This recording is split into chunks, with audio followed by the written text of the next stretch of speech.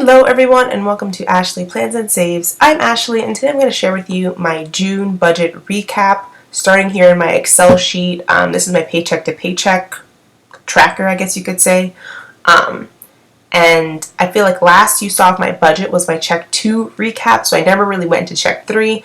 Check 3 I decided for this to be like a 1 week a 1 week budget basically, where I just cap off June so that I'm not like July 10th still in my technically June budget. So there's that. Nothing, I don't know, that's, I wouldn't say nothing too interesting has happened, but that's a bold-faced lie. But I'm just gonna roll with it. I'm very happy that July is here and I can move on from this budget because there's more red than I would like, meaning more overspending than I would like. So basically, I had some income, typical income, paid my rent, paid my phone bill. Spending, it got a little dicey, mostly because I didn't plan too well for some things. So like eating out was over budget because I didn't plan to go out with my cousin after her graduation. I kind of just forgot about it. Her graduation was this past Thursday. I went out, I paid like a small portion of the bill, but just didn't plan for it. Also didn't plan on, actually no, I think I did plan on that, but I definitely didn't plan on my staff happy hour, which was the last day of school. Usually we go to like a bar and they pay for us to get like wings and like different little bar foods and finger foods. However, they just didn't buy us any food for some strange reason. I don't know why. They didn't really even let us know that was the case, but we showed up and, you know, it was like an hour later and I was like, all right, so when are we getting some food here? And then like one of the office people were like, oh no, we're not getting food. You should be eating before. And I'm like, you didn't tell us to eat before. Because if that was the case, I would have brought like something from home, eaten before I left school, and then like been fine until I got home a few hours later. But as it was, I ate lunch at 11 a.m. and it was 5 o'clock and I was so hungry. And drinking, I was like, no, this is stupid. So I did go out and get like a burrito or something. So basically, too much money there. Down here, miscellaneous. I went to Target, I'm pretty sure, and of course I bought random things that just totaled way more than I thought they would. Totaled way more than I thought they would because that's Target. There's that. But I did contribute $225 to my Roth IRA. I was able to cap off my personal savings goal of $1,800 for the month. So with this $600 from this paycheck, the $564 from the previous paycheck, and the $634 from the first paycheck, that's $1,800 there. Fine by me. But my goal was having $80 minimum rolling over into my July check 1 like spending category for like groceries and eating out, all that stuff. But since I overspent so much in my spending this paycheck, I only have $72.37 to roll over, which is not the end of the world because I'm traveling in July. I'm going to Texas.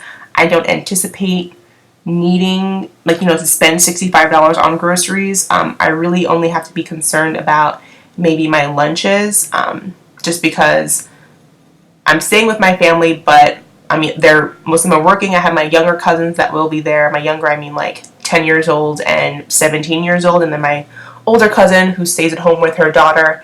But like, I'll pay for my own food, obviously. I'm not gonna like mooch off them for however long I plan to stay, which I plan to stay there for a month.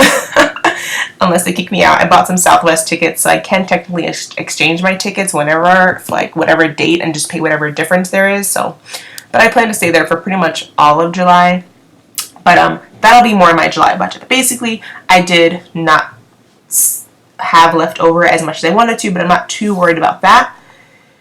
And you see here, like, I'm just tracking, like, so many things are pending still over this past weekend that I was like just tracking to make sure I do have this amount left, or I will have this amount left once everything has cleared, and theoretically I should.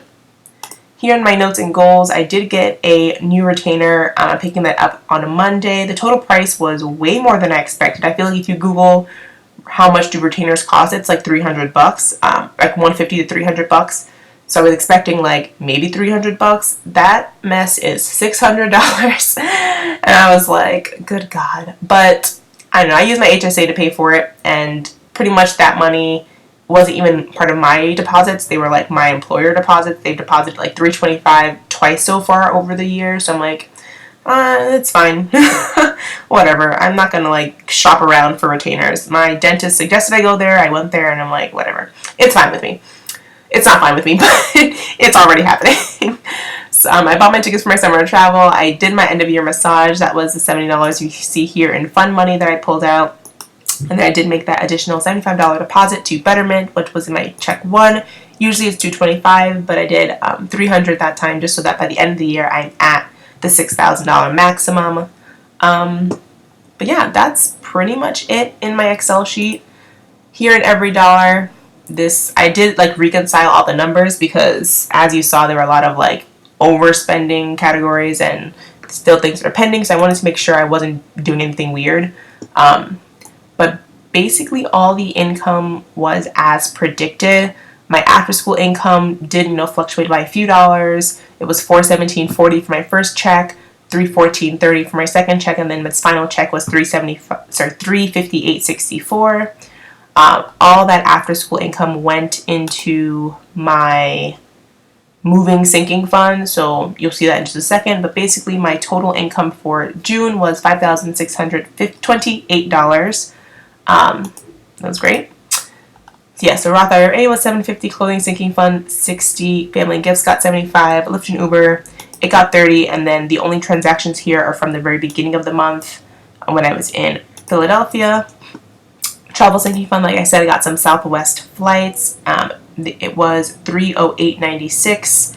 I'm leaving July 4th, theoretically not getting back until July 29th, I believe, or July 28th. But I mean, we'll see. We'll see about that. Down payment, like I said, I got the full $1,800. Moving sinking fund with all the after school paychecks, it totaled $1,090.34. So I put that in there. This is for when I move out of my current apartment at the end of the year with my roommate, and then I'll pay for like whatever deposit or fees and stuff like that are associated with moving into a new apartment, and then also just the moving fees of like getting a truck and all that fun stuff. So there should be money left over there, but I'm happy that it's at a good amount that I feel comfortable with whatever may come up as we move. Emergency fund was not touched. It's still at about $9,000. And fund money long term, I wasn't planning to take out really this much money from here, though it was in the back of my mind for the whole month. I've needed a haircut for a long time. It's been maybe a year and a half since I got a haircut, and even then it was like a crappy haircut. So I wanted a haircut definitely before I went away to Texas. I spent $165. I went to the Diva Chan salon, which is like Diva Curl, the hair product. They have like salons and they do like a dry cut for curly hair. And I like the cut. It wasn't like anything crazy. It wasn't like a very styled cut. It was mostly just like I have so many split ends and dead dry ends with lots of like little knots in it. So they kind of cleaned it up a little bit, fixed the shape slightly, nothing crazy. It still looks pretty much the same, but I do think it feels a bit healthier. Definitely won't be going back there anytime soon. I feel like my goal for the next year is just to do a lot more deep conditioning, maintaining it as much as possible so that it doesn't get as bad as it was. Because like the girl asked me, so how often do you deep condition? And I was like, once every 8 months. Like I don't, whatever.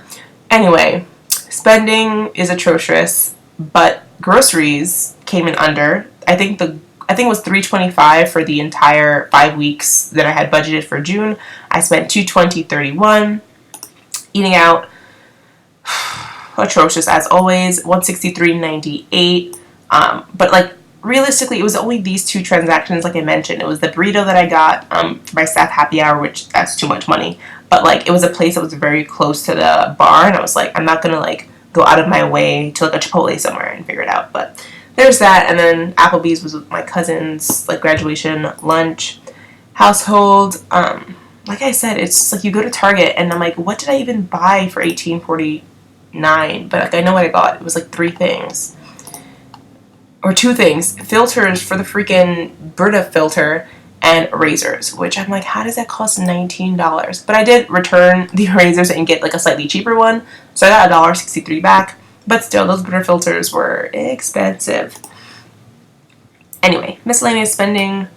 Oh yeah, this is why it's so high. So I think this cash was the kindergarten school t-shirt, because I was in kindergarten for the last few weeks at school. That was a thing. Walgreens was, I have no idea what this was. I think it was, I can't even guess. I want to say it's chocolate. I don't know.